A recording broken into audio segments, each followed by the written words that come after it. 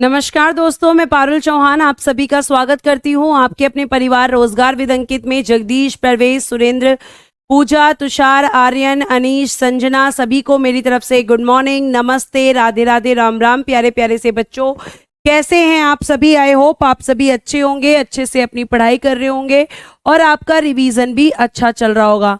जैसा कि आप जानते हैं कि कल की क्लास में प्यारे बच्चों मैंने आपको पढ़ाया था सुप्रीम कोर्ट, और सुप्रीम कोर्ट में मैंने आपसे कहा था कि आपकी दो चीजें भी बाकी हैं, आर्टिकल 143 और आर्टिकल 137। तो पहले हम उन दोनों को पढ़ लेते हैं, फिर आज की क्लास में हम हाई कोर्ट को स्टार्ट करेंगे। और बच्चों, मैं बीच क्लास में कमेंट नहीं लूंगी। बीच क्लास में आप कमेंट्स करेंगे तो मैं नहीं ले पाऊंगी। और ध्यान रखिएगा कि बीच क्लास में कमेंट लेने का एक नुकसान होता है कि फ्लो टूट जाता है, टीचर्स का भी और स्टूडेंट्स का भी। तो बीच क्लास में मैं कमेंट्स नहीं लेने वाली हूं, उसके लिए आप नाराज हो या कुछ भी। 11:50 पे मैं ये पेन नीचे रख दूंगी, 5 मिनट आपके जो है कमेंट्स लूंगी, उस टाइम आप जो चाहे पूछ सकते हैं, लेकिन बीच क्लास में मैं किसी का कमेंट नहीं लूंगी। इसके बाद भी आप कमेंट करते हैं तो आपकी गलती है, क्योंकि टीचर आपको पहले ही समझा रहा है। ठीक है, तो आपको प्यारे बच्चों मैं कल क्या पढ़ा रही थी? सुप्रीम कोर्ट पढ़ा रही थी, और सुप्रीम कोर्ट को लेकर आपके 2 आर्टिकल्स बाकी हैं। सुप्रीम कोर्ट यानी कि उच्चतम या सर्वोच्च न्यायालय, क्योंकि कल एक बच्चे ने लिख के भेजा है कि क्या उच्चतम न्यायालय को सर्वोच्च न्यायालय भी कहते हैं? जी हां, उच्चतम न्यायालय को सर्वोच्च न्यायालय भी कहा जाता है। तो ये आपका, अगर मैं आपसे बात करूं, सुप्रीम कोर्ट यानी कि उच्चतम न्यायालय, या फिर आपका कह सकते हैं सर्वोच्च न्यायालय। प्यारे बच्चों, अगर मैं आपसे बात करूं तो आपका सुप्रीम कोर्ट में सबसे पहले हम पढ़ेंगे आर्टिकल 137, जिसमें दे रखा है पुनर्विलोकन का क्षेत्राधिकार। पुनर्विलोकन का क्षेत्राधिकार, पुनर्विलोकन का क्षेत्राधिकार। रिव्यू ऑफ जुरिस्डिक्शन, क्या लिखेंगे आप? Review of jurisdiction. जरा ध्यान से सुनिएगा, रिव्यू ऑफ जुरिस्डिक्शन का क्या मतलब होता है? पुनर्विलोकन का क्षेत्राधिकार किसको कहा जाता है? तो प्यारे बच्चे, जो पुनर्विलोकन का क्षेत्राधिकार या फिर हम रिव्यू ऑफ जुरिस्डिक्शन जिसको कहते हैं, अगर मैं आपसे इसकी बात करती हूं तो आपको एक चीज बहुत अच्छे से ध्यान रखनी है कि इसमें क्या होता है। इसमें सुप्रीम कोर्ट अपने ही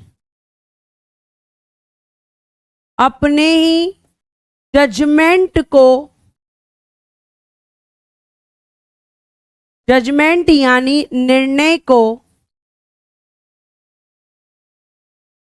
परिवर्तित कर सकता है, परिवर्तित कर सकता है। यानी उसने जो जजमेंट दिया है उसे वो चेंज कर सकता है। इसे कहते हैं पुनर्विलोकन का क्षेत्राधिकार। और मैम, इसका कोई एग्जाम्पल है? जी हां, मैंने आपको पढ़ाया है बेरूबारीवाद 1960। इसमें इसने कहा कि प्रस्तावना संविधान का अंग नहीं है, लेकिन फिर आया आपका केशवानंद वर्सेस केरल राज्य, और इसमें सुप्रीम कोर्ट ने 1973 में कहा कि प्रस्तावना संविधान का अंग है। यानी सुप्रीम कोर्ट ने अपने ही डिसीजंस को चेंज कर दिया।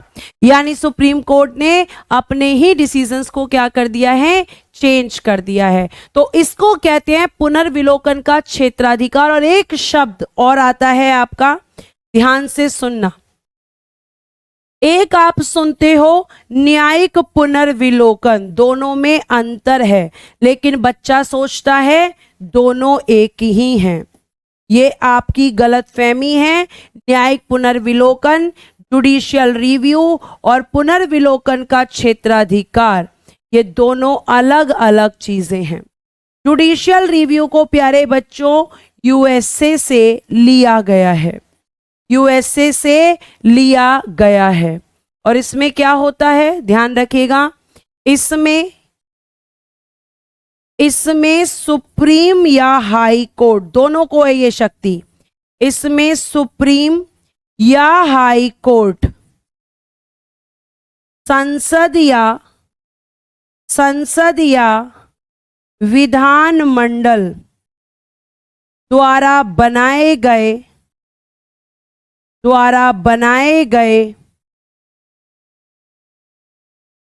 कानूनों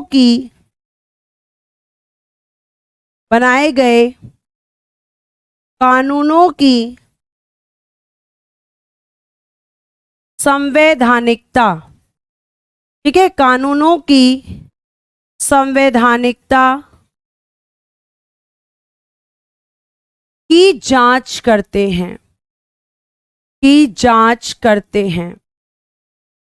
जांच करते हैं। और यदि कोई कानून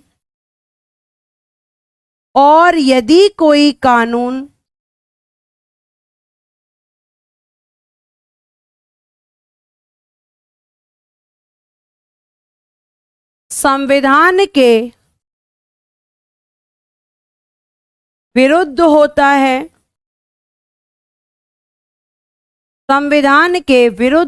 है, तो ऐसे कानून को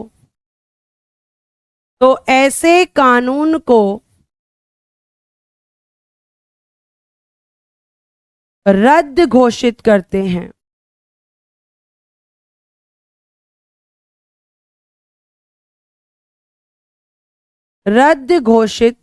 हैं। यानी कैंसिल कर देते हैं। तो प्यारे बच्चों आपको ध्यान रखना है कि आपका सुप्रीम कोर्ट, आपका आर्टिकल 137, ये वाली जो पावर है केवल सुप्रीम कोर्ट के पास यह शक्ति है, केवल सुप्रीम कोर्ट के पास यह शक्ति है। और जबकि जो आपका जुडिशियल रिव्यू दोनों कर सकते, लेकिन आपका रिव्यू ऑफ जुरिस्डिक्शन केवल सुप्रीम कोर्ट कर सकता है। तो आपको दोनों में डिफरेंस रखना है कि पुनर्विलोकन का क्षेत्राधिकार आर्टिकल 137, जिसमें सुप्रीम कोर्ट अपने ही डिसीजंस को चेंज करता है, और आपका न्यायिक पुनर्विलोकन जिसमें आपके यहाँ पर जो लॉ बनते हैं, जो कानून बनते हैं, उनकी संवैधानिकता की जांच की जाती है। उनको देखा जाता है कि वो कानून कॉन्स्टिट्यूशन के अगेंस्ट तो नहीं है, वो कानून संविधान के विरुद्ध तो नहीं है, और अगर कोई भी कानून संविधान के विरुद्ध होता है तो ये दोनों उसका रिव्यू करते हैं और उसे कैंसिल कर देते हैं। समझ आ गई ये वाली बात? अगर आ गई है तो जल्दी से थम्स अप कर देंगे, ठीक है, जल्दी से थम्स अप कर देंगे। हर्षित जी 4 बजे, ठीक है, ये आपको ध्यान रखना है। ये आपका यहां पे हुआ। अब आपका लास्ट इसमें बचता है आर्टिकल 143, जरा ध्यान से देखना। आर्टिकल 143, इसमें क्या है? इसमें है प्यारे बच्चों परामर्शी क्षेत्राधिकार, परामर्शी क्षेत्राधिकार यानी कि advisory jurisdiction, advisory jurisdiction, advisory jurisdiction, ठीक है, परामर्शी क्षेत्राधिकार, एडवाइजरी जुरिस्डिक्शन, परामर्शी क्षेत्राधिकार। इसमें क्या करते हैं ये आपको मैंने पहले भी बताया है, ये राष्ट्रपति में, ये राष्ट्रपति की न्यायिक शक्ति है, ध्यान रखना। इसमें सुप्रीम कोर्ट राष्ट्रपति द्वारा परामर्श मांगने पर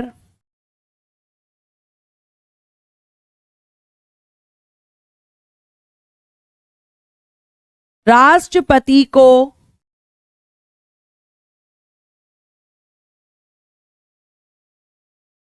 राष्ट्रपति को परामर्श देता है। राष्ट्रपति को परामर्श देता है।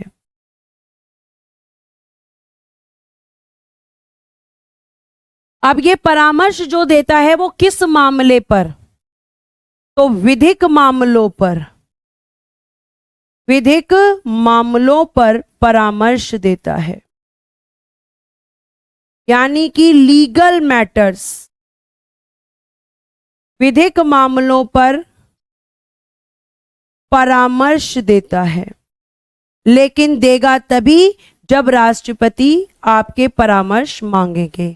आगे लिखिएगा, लेकिन राष्ट्रपति सुप्रीम कोर्ट के द्वारा दिए गए परामर्श को मानने के लिए बाध्य नहीं है।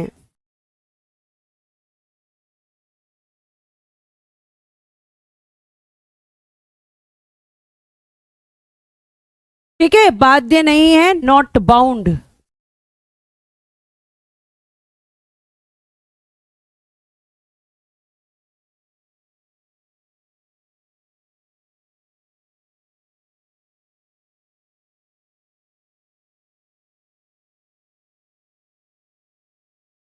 ठीक है, ये आपको ध्यान रखना है। आशु जी, ऐसी प्रॉब्लम अगर होती तो बेटा ये कॉमन प्रॉब्लम होती है ना। अगर ये प्रॉब्लम होती तो फिर ये कॉमन प्रॉब्लम होती। बेटा एक बार सारे बच्चे बताएंगे कि आवाज ठीक से आ रही है। एक बार आप मुझे बताएंगे कि आवाज आपको ठीक से आ रही है या नहीं, क्योंकि आशु जी का कहना है कि मैम मेरी तरफ से कभी कोई दिक्कत नहीं होती, हमेशा आपकी तरफ से दिक्कत होती है। तो एक बार मुझे अपना रिस्पॉन्स दे देंगे ताकि इनको भी तसल्ली हो जाए कि ये प्रॉब्लम केवल उन्हें हो रही है।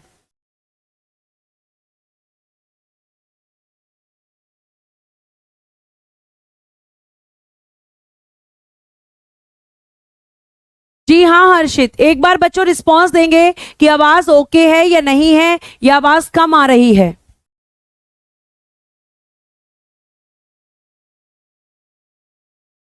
आशु जी, सबका कहना है कि मैम आवाज क्लियर है। तो बेटा आप बताइए कि क्या किया जाए, क्योंकि अगर ये प्रॉब्लम होती तो फिर ये बेचा सबके साथ होती। ये प्रॉब्लम अगर होती तो सबके साथ होती, क्योंकि ये कॉमन प्रॉब्लम है और ये सबके साथ होनी चाहिए थी, लेकिन सिर्फ आपके साथ हो रही है। तो इसका मतलब यह है कि आपकी तरफ से दिक्कत है। ठीक है, आपके कहने पर मैंने बच्चों से भी पूछ लिया। अब बेटा हम शुरू करेंगे आपका अगला कोर्ट, जिसमें हम पढ़ेंगे हाई कोर्ट। और कल से मैं ये क्लास 1.5 घंटे करने वाली हूं, क्योंकि इतना ज्यादा इसका सिलेबस है नहीं और बहुत सारे बच्चों का कहना है कि मैम इसे जल्दी से खत्म करिए ताकि हम रिवीजन कर सके अपना। तो कल से ये क्लास 1.5 घंटे होगी, लेकिन टाइमिंग मैं 10:30 बजे से रखूंगी। अगर कोई प्रॉब्लम नहीं हुई तो, कोई टाइम क्लैश नहीं किया तो 10:30 से लेकर 12 बजे तक हम ये क्लास कल से करने वाले हैं। 1.5 घंटे की क्लास लेके जल्दी से मैं आपको 10 तारीख तक फ्री कर देती हूं, ताकि आप आराम से अपना रिवीजन कर सकें। ठीक है, आगे चल सकते हैं। आगे आइए बेटा, अगर मेरी तरफ से प्रॉब्लम होती है तो वो सबको होती है, एक या दो बच्चे को फिर प्रॉब्लम नहीं होगी। एक या दो बच्चे को प्रॉब्लम नहीं होगी, फिर वो सबको प्रॉब्लम होगी सेम। ठीक है, आगे आइए। अब यहां पे एक बात बचती है, यहां पर उच्च न्यायालय।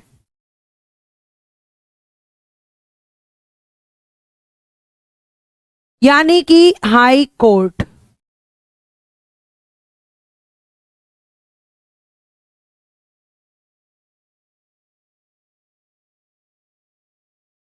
हाई कोर्ट, आप बेटा बहुत अच्छे से मेरी बात सुनेंगे कि हाई कोर्ट की अगर मैं बात करती हूं तो ये कॉन्स्टिट्यूशन के पार्ट या भाग 6 में है। ठीक है, और आर्टिकल 214 से 232 तक है। क्लियर है? अब बात करते हैं भारत में प्रथम उच्च न्यायालय की स्थापना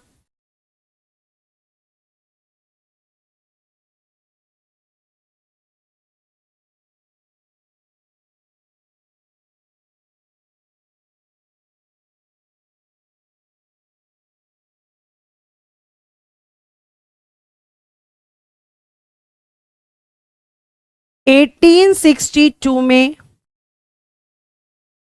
कलकत्ता में हुई, फिर उसके बाद मद्रास और आपकी बंबई में। डेट क्या थी तीनों की? 1862, मद्रास और प्यारे बच्चों बंबई, जिसे आज आप कहते हैं मुंबई, और मद्रास को आज कहते हैं चेन्नई, और कलकत्ता को कहते हैं कोलकाता। तो ये आज के आपके इनके नाम हैं, और तीनों कब बने हैं? 1862 में। ठीक है, आपके 3 हाई कोर्ट बने थे, यानी ब्रिटिश के समय ही स्थापित हो गए थे। फिर बात आती है कि आपका 1866 में बना था Allahabad high court. Allahabad high court, जिसे आज के समय पे कहा जाता है प्रयागराज हाई कोर्ट, आपके चौथे नंबर का हाई कोर्ट था।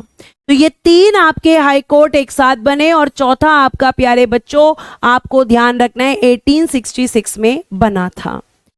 अब बात आती है कि जो सर्वोच्च जैसे उच्च न्यायालय है, उसकी अगर हम बात करते हैं तो सर्वोच्च न्यायालय की बाद हम जो पढ़ रहे हैं हाई कोर्ट, तो जैसे सर्वोच्च न्यायालय का गठन हुआ ऐसे ही हाई कोर्ट का भी हुआ। सर्वोच्च न्यायालय 1773 में बना, उच्च न्यायालय कब बना? 1862 में। ठीक है, यह आप ध्यान रखेंगे। उसके बाद अब बात आती है कि उच्च न्यायालय की स्थापना कैसे की जाती है, आखिर कैसे होती है। तो आप जरा मेरी बात को ध्यान से सुनेंगे और गौर से सुनेंगे।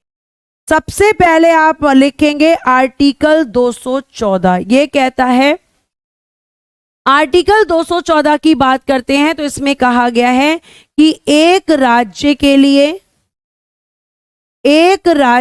लिए एक हाई कोर्ट की स्थापना की जा सकती है।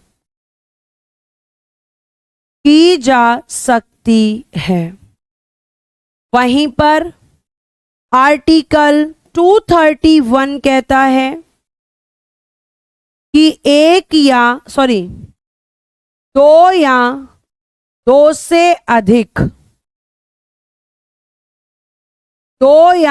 से अधिक राज्यों या केंद्र शासित प्रदेश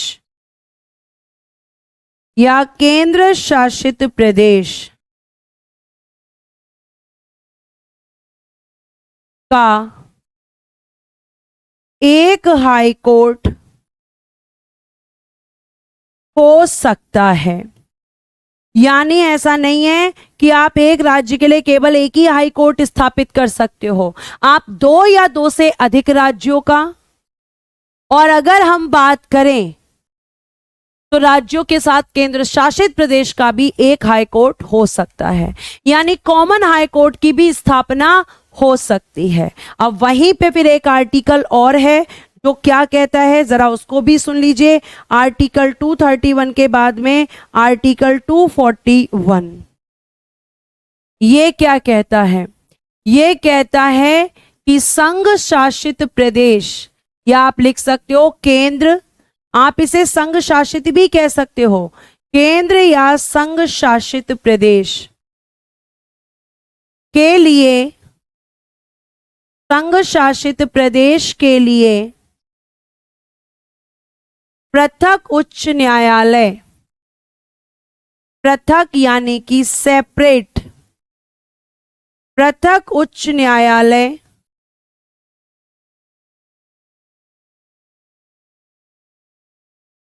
की स्थापना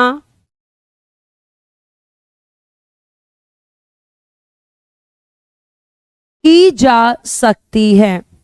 तो क्या मैम आज तक कोई केंद्र शासित प्रदेश है जिसका अपना हाई कोर्ट है? जी हां है। लिखिएगा, इसी आर्टिकल में 1966 में बना था आपका दिल्ली हाई कोर्ट। और दिल्ली क्या है? एक यूनियन टेरिटरी है। अब लिखना, भारत में उच्च न्यायालय, भारत में उच्च न्यायालय की स्थापना की शक्ति संसद को दी गई है, संसद को दी गई है। यानी आपकी पार्लियामेंट एक स्टेट का एक हाई कोर्ट बना सकती है, चाहे तो 2 स्टेट या एक यूटी का एक हाई कोर्ट बना सकती है, और चाहे तो सेपरेट यूटी के लिए सेपरेट हाई कोर्ट भी बना सकती है। तो आपको भरत भाटी जी जरा पेशेंस रखिए और मेरी बात को ध्यान से सुनिए। अगर मैं आपसे यहां पे ये चीज बोलती हूं कि आपका भारत में उच्च न्यायालय की जो शक्ति है, अगर हम इसकी बात करते हैं उच्च न्यायालय की स्थापना की, तो आप कह रहे हो कि मैम आर्टिकल 215 नहीं कराया आपने। जी हां, मैंने नहीं करवाया, क्योंकि अभी मैं स्थापना बता रही हूं और ये आर्टिकल तीनों स्थापना से संबंधित हैं। ये बात मैं कई बार बोल चुकी हूं कि पढ़ाते समय आर्टिकल्स को सीक्वेंस में नहीं रख सकते। मैं कह के थक गई हूं, लेकिन आप सुनने को तैयार नहीं हैं। ठीक है, आगे आ जाइए। अगर मैं आपसे प्यारे बच्चों आगे बात करती हूं तो एक बात यहां निकलती है, वर्तमान में उच्च न्यायालय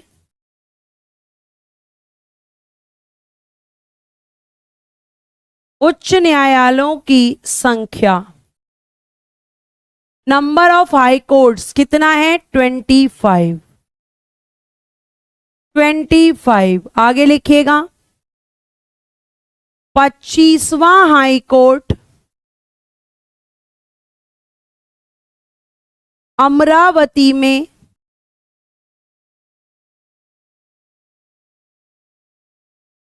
स्थापित किया गया है।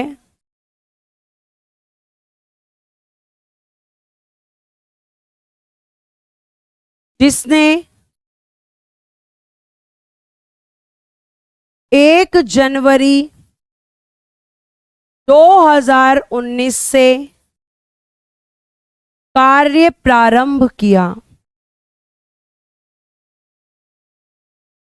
कार्य प्रारंभ किया। तो वर्तमान में 25 हाई कोर्ट हैं, 25 के 25 की लिस्टिंग आपको दूंगी मैं। सेपरेट क्या है? यानी कि अलग से अलग। सेपरेट का मतलब होता है अलग। अलग हाई कोर्ट बन सकता है यूटी का। एग्जाम्पल दे दिया, जैसे दिल्ली हाई कोर्ट। दिल्ली एक केंद्र शासित प्रदेश है और इसका अपना एक हाई कोर्ट है। हाँ जी, अमरावती आपका आंध्र प्रदेश में है। ठीक है, ये बात आपको ध्यान रखनी है। उसके बाद प्यारे बच्चों, स्थापना के बाद हम आपके उच्च न्यायालय कितने हैं, कितने उच्च न्यायालय? अब बात करते हैं उच्च न्यायालय का गठन।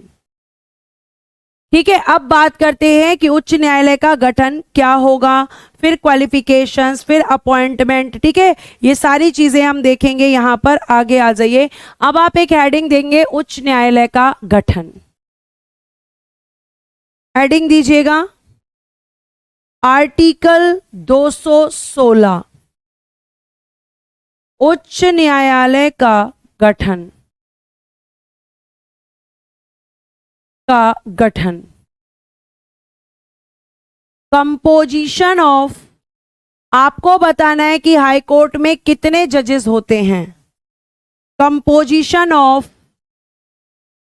हाई कोर्ट बताना बेटा। हाई कोर्ट में कितने जजेस होते हैं? टोटल जजेस बताना। देखिए सबसे पहले कंपोजिशन कैसे होगा, तो एक होते हैं यहां पर भी मुख्य न्यायाधीश और प्लस होते हैं अन्य न्यायाधीश। इनसे मिलकर आपका हाई कोर्ट बनता है। यानी कि एक लिखेंगे चीफ जस्टिस और आपके अदर जजेस, चीफ जस्टिस प्लस अदर जजेस के साथ मिलकर बेटा बनता है आपका हाई कोर्ट। अब बात यह है कि हाई कोर्ट में कितने जजेस होते हैं, ठीक है? कितने आपके हैं?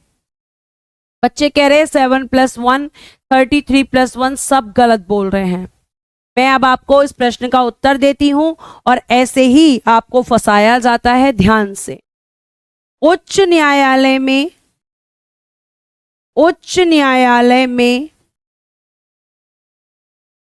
न्यायाधीशों की संख्या निश्चित नहीं है, निश्चित नहीं, नॉट फिक्स्ड, निश्चित नहीं है। आवश्यकता के अनुसार राष्ट्रपति द्वारा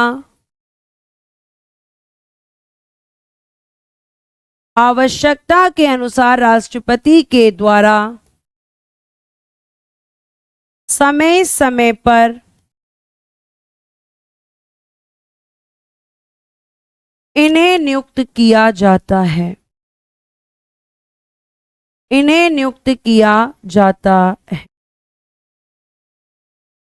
क्यों मैम फिक्स क्यों नहीं है? क्योंकि बेटा हर जगह पॉपुलेशन अलग है, क्योंकि हर जगह पर जनसंख्या अलग है। कहीं पर जनसंख्या बहुत ज्यादा, कहीं पे जनसंख्या बहुत कम। क्यों? क्योंकि आपके यहां पर पॉपुलेशन के अकॉर्डिंग यहां पे आपके हाई कोर्ट्स में केसेस जाते हैं।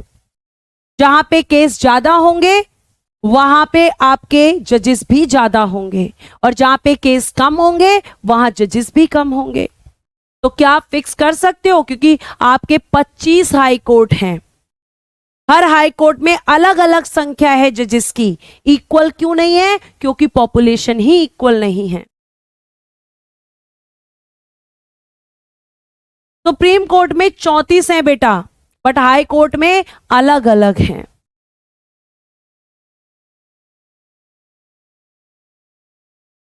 ठीक है, यह आपको ध्यान रखना है।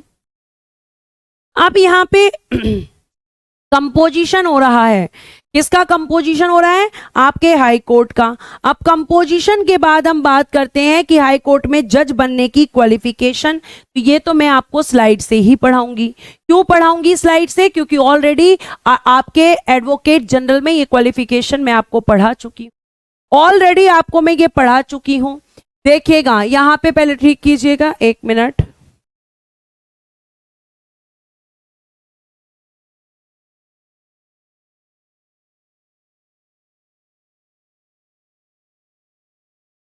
देखो अब ध्यान से, संविधान के अनुच्छेद 217 के 2 में आपका क्या दिया गया है? इस आर्टिकल में दिया गया है न्यायाधीशों की योग्यताएं, क्वालिफिकेशन ऑफ द जजेस आपकी दी गई हैं। ठीक है, अब ये क्या क्या है? पहला है भारत का नागरिक हो, यानी कि सिटीजन ऑफ इंडिया होना चाहिए। फिर भारत राज्य क्षेत्र में कम से कम 10 वर्ष तक न्यायिक पद पर कार्य कर चुका हो। अगर ये नहीं है तो एक या अधिक राज्यों के उच्च न्यायालयों में लगातार कम से कम 10 वर्ष तक अधिवक्ता रह चुका हो। तो आपका भारत का नागरिक हो, ये तो कंपलसरी है। ये तो जी हां, सबसे ज्यादा यूपी में है। बिल्कुल, प्रयागराज हाईकोर्ट में न्यायाधीशों की संख्या 160 है। कितनी है? 160। बेटा जो भी डाउट्स हैं पेशेंस रखिए, मैं बीच में कमेंट्स नहीं लूंगी। टॉपिक से रिलेटेड है तो लूंगी। जैसे बच्चे ने पूछा है कि इस हिसाब से तो सबसे ज्यादा जज यूपी के हाई कोर्ट में होंगे, तो बिल्कुल सही बात है। यूपी के हाई कोर्ट में अगर मैं कहूं तो प्रयागराज हाई कोर्ट में 160 जजेस हैं, 160 न्यायाधीश हैं, सबसे ज्यादा हैं। ठीक है, तो पहला क्वालिफिकेशन भारत का नागरिक कंपलसरी है। फिर दूसरा कि आपने 10 साल तक किसी न्यायिक पद पे काम किया हो भारत राज्य क्षेत्र के अंदर। अगर ये नहीं किया है तो आपने 10 साल कम से कम किसी हाई कोर्ट में प्रैक्टिस की हो एज अ एडवोकेट, अधिवक्ता के रूप में, तो ये आपको पता होना चाहिए। तो ये वाला आप यहीं से लिखेंगे, मैं स्टार बना के भेज दूंगी तो आपको लिखना है। तो क्या क्वालिफिकेशन समझ में आ गई? क्योंकि प्यारे बच्चों ये पहले पढ़ाया हुआ था इसलिए मैंने आपको बता दिया। अब न्यायाधीशों की नियुक्ति की बात आती है तो लिख लीजिएगा, आप हेडिंग देंगे न्यायाधीशों की नियुक्ति। आर्टिकल 217 का सब क्लॉज 1 लिखिएगा, न्यायाधीशों की नियुक्ति, न्यायाधीशों की नियुक्ति। अपॉइंटमेंट ऑफ जजेस, अपॉइंटमेंट ऑफ जजेस। तो सबसे पहले यहां भी लिखेंगे मुख्य न्यायाधीश की नियुक्ति। क्या लिखेंगे सबसे पहले? मुख्य न्यायाधीश की नियुक्ति। हाई कोर्ट में जो चीफ जस्टिस होते हैं, मुख्य न्यायाधीश की नियुक्ति सबसे पहले कौन करता है? राष्ट्रपति द्वारा। लेकिन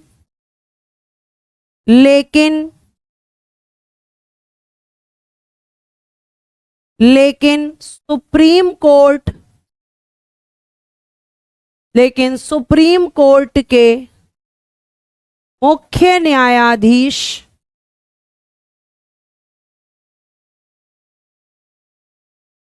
और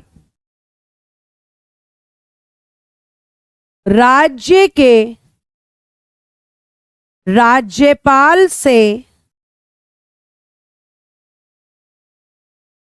परामर्श के बाद, तो किस किस का कंसल्ट चाहिए राष्ट्रपति को? तो मैम दो लोगों का। एक तो मैम सुप्रीम कोर्ट के मुख्य न्यायाधीश यानी chief justice of supreme court, और राज्य के राज्यपाल यानी कि गवर्नर ऑफ स्टेट। दो लोगों का यहां पे बेटा इसके चीफ जस्टिस की अपॉइंटमेंट के लिए क्या चाहिए होता है? तो आप कहोगे राज्य के राज्यपाल कौन से? तो जिस राज्य में हाई कोर्ट की मेन ब्रांच है, जिस राज्य में हाई कोर्ट की मेन ब्रांच है वहीं पर आपके राष्ट्रपति जी उसी राज्य के राज्यपाल से कंसल्ट करेंगे। तो संबंधित राज्य के राज्यपाल का और प्यारे बच्चों आपके सुप्रीम कोर्ट के चीफ जस्टिस का कंसल्ट चाहिए होता है। ठीक है, आगे देखिएगा। उसके बाद प्यारे बच्चों अगर मैं आपसे बात करती हूं तो अन्य न्यायाधीशों की नियुक्ति, अन्य न्यायाधीशों की नियुक्ति, अन्य न्यायाधीशों की नियुक्ति सेम चीज है यहां पर। नियुक्ति कौन करेगा? राष्ट्रपति, राष्ट्रपति द्वारा। लेकिन राष्ट्रपति को क्या लेना होगा? परामर्श, कंसल्ट लेना होगा। अब किस किस का कंसल्ट चाहिए इनको, किस किस का परामर्श? तो ध्यान से, पहला परामर्श सुप्रीम कोर्ट के मुख्य न्यायाधीश का यानी chief justice of supreme court का।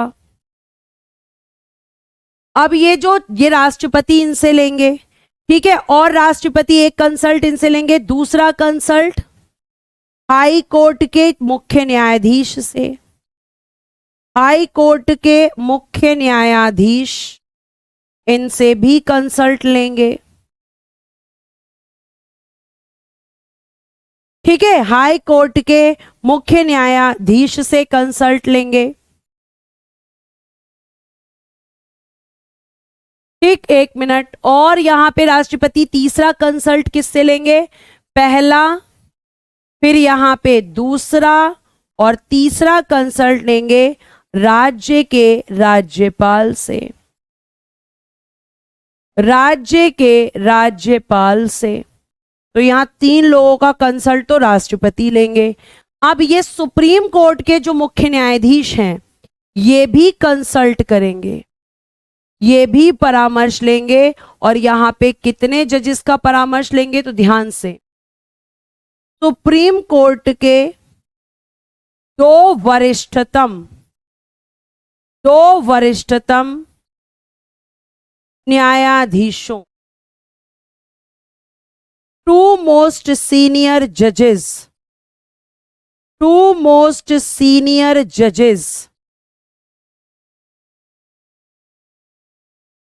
सुप्रीम कोर्ट के 2 वरिष्ठ न्यायाधीशों से परामर्श।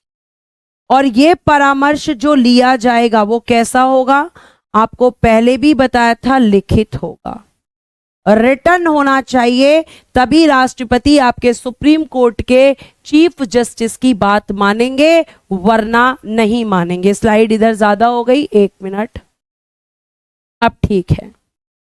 और इसी को क्या कहते हैं? Collegium system. यानी आपके चीफ जस्टिस की अपॉइंटमेंट होगी जब हाई कोर्ट के, तो 2 लोगों का परामर्श, chief justice of supreme court और गवर्नर ऑफ स्टेट। और ऐसे ही फिर प्यारे बच्चों जब न्यायाधीशों की नियुक्ति होगी तो करेंगे इसको भी राष्ट्रपति, लेकिन 3 लोगों से कंसल्ट लेंगे, सुप्रीम कोर्ट के मुख्य न्यायाधीश, हाई कोर्ट के मुख्य न्यायाधीश और राज्य के राज्यपाल से। और सुप्रीम कोर्ट का जो मुख्य न्यायाधीश है वो अपना कंसल्ट तब देगा जब 2 मोस्ट सीनियर जजेस से कंसल्ट करेगा। आप मुझे बताइए कि सुप्रीम कोर्ट में जब आपके राष्ट्रपति सुप्रीम कोर्ट के चीफ जस्टिस से कंसल्ट लेते हैं तो आपका सुप्रीम कोर्ट का चीफ जस्टिस कितने जजेस से कंसल्ट लेता है? यहां पे 2, तो सुप्रीम कोर्ट में कितने, ये आपको बताना है।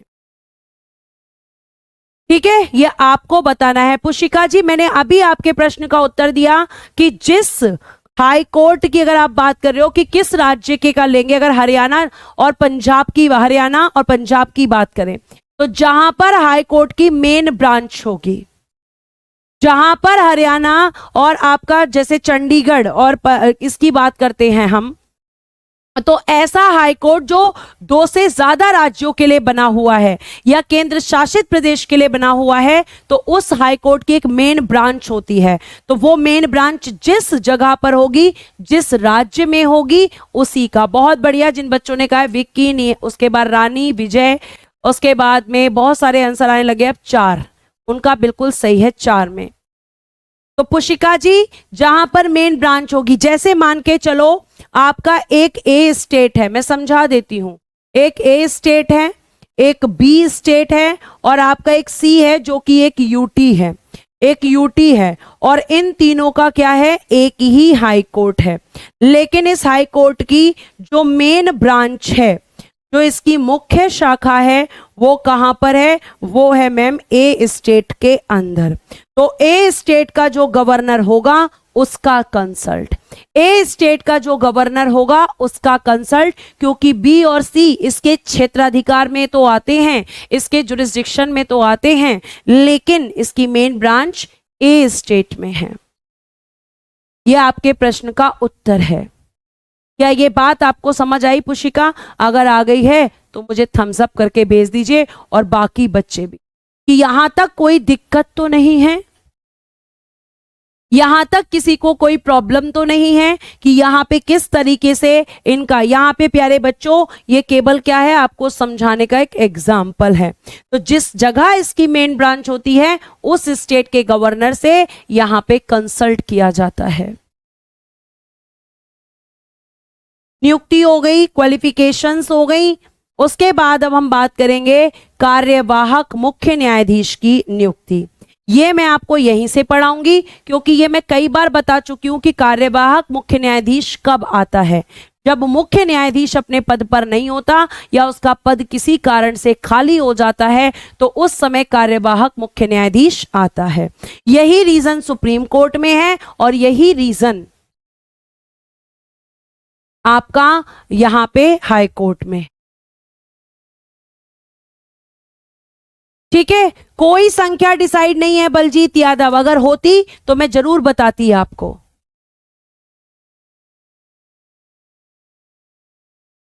रोहित जी क्या प्रॉब्लम है वो भी बताना पड़ेगा।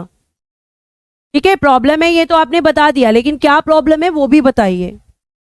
अब आइए प्यारे बच्चों, और हम किसकी बात करेंगे जरा ध्यान से देखना। कार्यवाहक मुख्य न्यायाधीश, appointment of acting chief justice. राष्ट्रपति न्यायालय के अन्य न्यायाधीशों में से किसी को मुख्य न्यायाधीश के कार्यों का निर्वहन करने के लिए कार्यवाहक मुख्य न्यायाधीश नियुक्त कर सकता है, और आर्टिकल 223 में ये बात की गई है।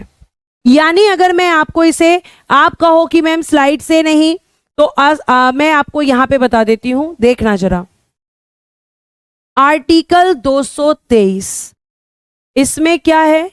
कार्यवाहक मुख्य न्यायाधीश, कार्यवाहक मुख्य न्यायाधीश, एक्टिंग चीफ जस्टिस, अगर इनकी नियुक्ति की बात करते हैं तो इनकी नियुक्ति कौन करता है? राष्ट्रपति द्वारा।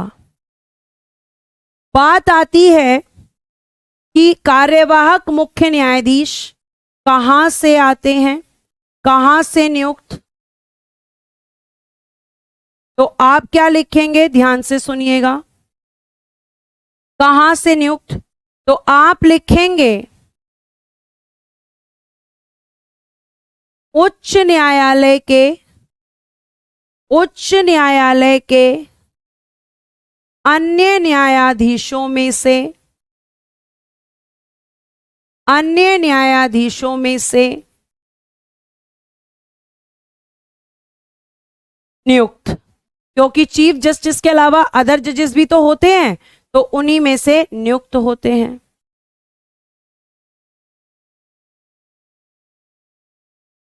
अब बात आती है कब किए जाते हैं, कब नियुक्त?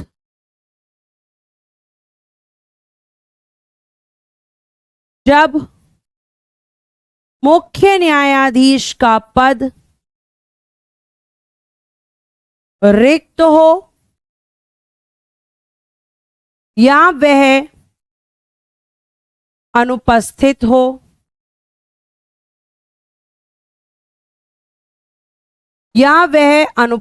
हो, तब आपके कार्यवाहक मुख्य न्यायाधीश की नियुक्ति होती है।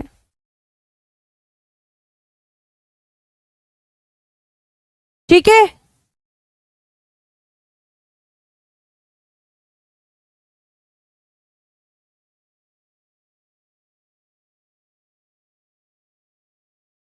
ठीक है।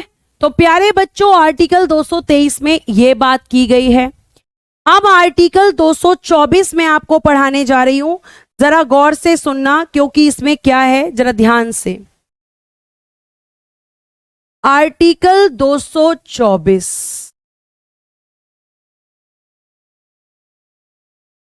इसमें प्यारे बच्चों आपके जो है एडिशनल जजेस अपॉइंट होंगे। कैसे जजेस अपॉइंट होंगे? एडिशनल जजेस, जिन्हें हम कहते हैं अपर न्यायाधीशों की नियुक्ति। अपर न्यायाधीशों की नियुक्ति, अपॉइंटमेंट ऑफ एडिशनल जजेस।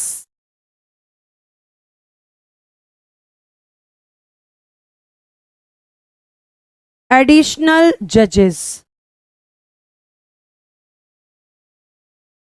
ठीक है। अब ये आपको ध्यान रखना है, जैसे आपके सुप्रीम कोर्ट में एडहॉक जजेस होते हैं, ऐसे ही आपके हाई कोर्ट में एडिशनल जजेस होते हैं।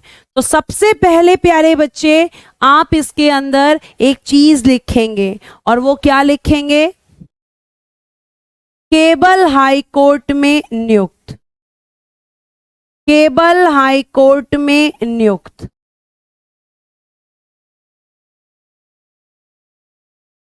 कहां पर अपॉइंट होते हैं? Appoint only in high court. ठीक है, यह आपको ध्यान रखना है। ठीक है, यह आपको पता होना चाहिए। आशीष जी मुझे माफ कीजिएगा, मैं ये काम नहीं कर सकती।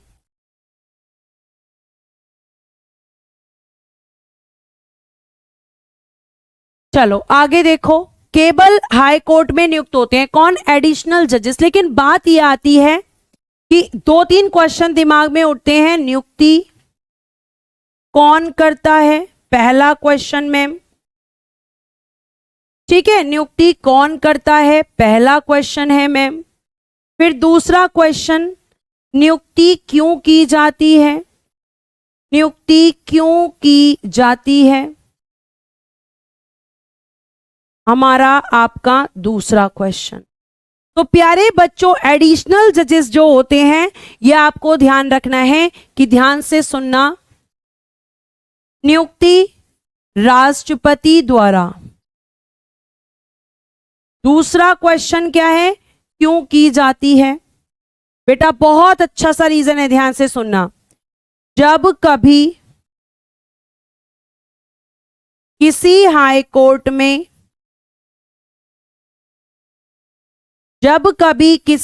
कोर्ट में अचानक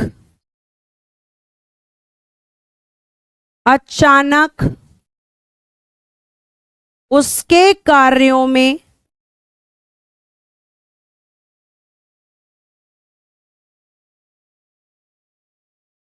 कार्यों में अस्थायी वृद्धि, अस्थायी यानी कि टेम्पररी, अस्थायी यानी कि टेम्पररी, अस्थायी वृद्धि हो जाती है, अस्थायी वृद्धि हो जाती है। मतलब वो जो वर्कलोड इंक्रीज हुआ है वो टेम्पररी है, वो परमानेंट नहीं है। अगर परमानेंट होगा तो फिर जजेस की संख्या बढ़ेगी, लेकिन ये परमानेंट नहीं है। ये जो वर्कलोड है ये कैसा है? टेम्पररी है। तो इस वर्कलोड को बढ़ाने, इसको कम करने के लिए भी समझाऊंगी, एक बार लिखे। अस्थायी वृद्धि हो जाती है तब राष्ट्रपति ऐसे किसी भी व्यक्ति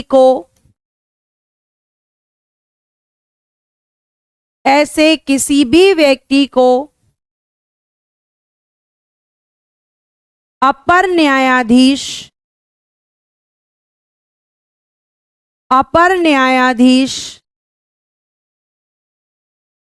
नियुक्त कर सकते हैं जिसके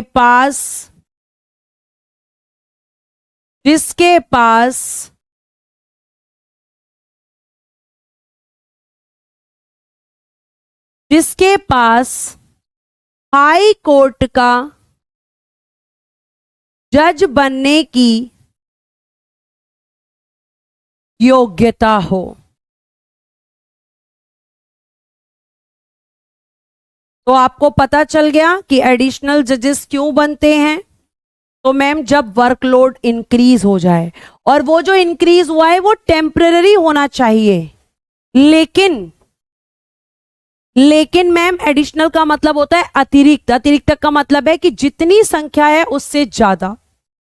रीता सैनी जी, तो आपको यहां पे एक चीज बहुत अच्छे से ध्यान रखनी है कि एडिशनल जजेस केवल आपके हाई कोर्ट में आते हैं, और ये तभी आते हैं प्यारे बच्चों जब आपके हाई कोर्ट में अचानक से उसके कार्य बढ़ जाते हैं, और वो जो कार्य बढ़ा है वो टेम्पररी है, अस्थायी है, तब आपके एडिशनल जजेस आएंगे। लेकिन अगर वो परमानेंट बढ़ा हुआ है तो फिर वो क्या हो जाएंगे? फिर आपके उस हाई कोर्ट में न्यायाधीशों की संख्या बढ़ाई जाएगी। ये आपको ध्यान में रखना है। अब बात आती है कि ये जो एडिशनल जजेस होते हैं इनका कार्यकाल कितना होगा।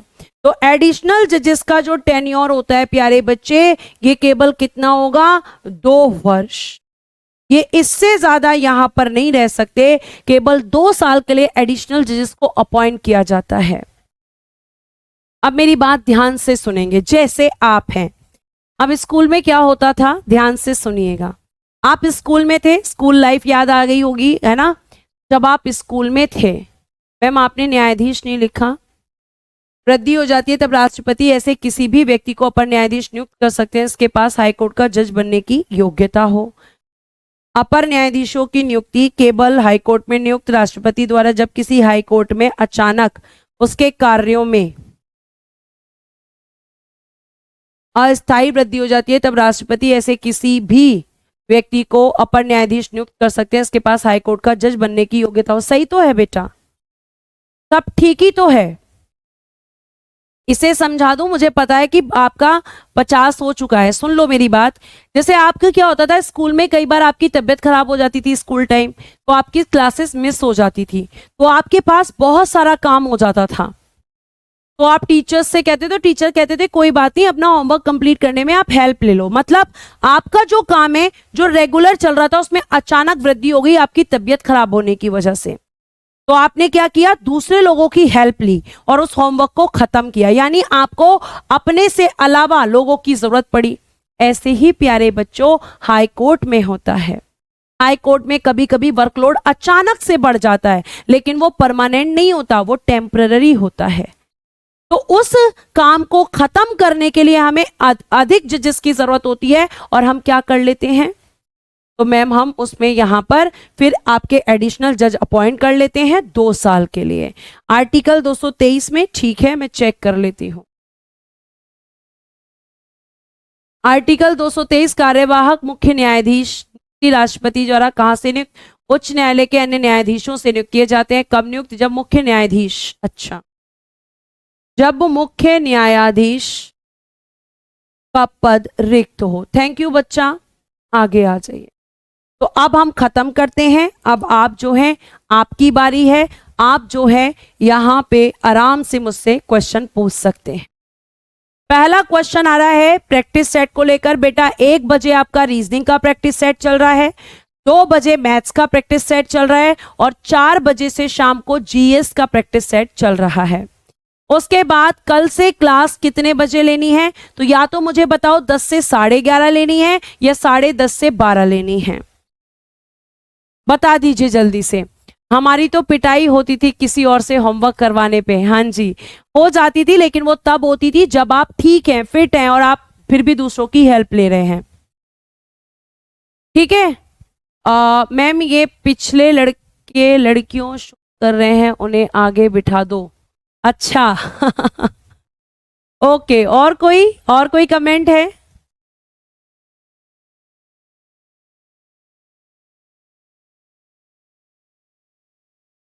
तो ओके, और कोई? कल इसे हम कंप्लीट करेंगे और सबऑर्डिनेट कोर्ट शुरू करेंगे।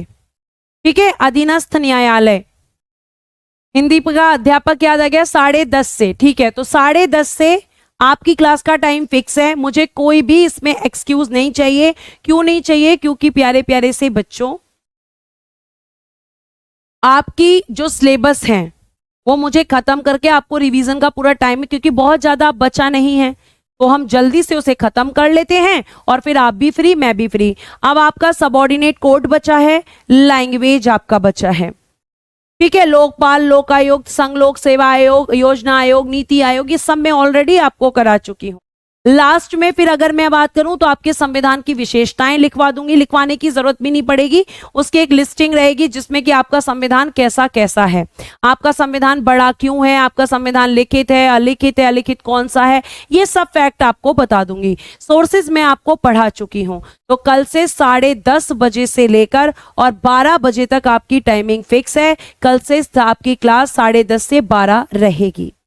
ठीक है, आज प्रैक्टिस सेट में कौन सा टॉपिक है? तो बेटा अभी सिंधु घाटी सभ्यता ही आपका टॉपिक चलेगा, क्योंकि अभी खत्म नहीं हुआ। पॉलिटी में आपका संविधान सभा से ही संबंधित प्रश्न होंगे, और आपके ज्योग्राफी में अभी आपका भारत का बेसिक जो है वही चल रहा है, तो वही आपका चलेगा।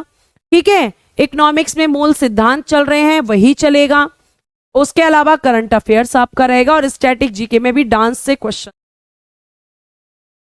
ठीक है, तो कल से 10:30 बजे हम लोग मिलने वाले हैं। आज ही मैंने क्लास में अनाउंस कर दिया है, तो आप ये सब नहीं कहेंगे कि मैम आपने जो है क्या कहते हैं आपने क्या किया है कि आपने जो है हमें टाइम नहीं बताया।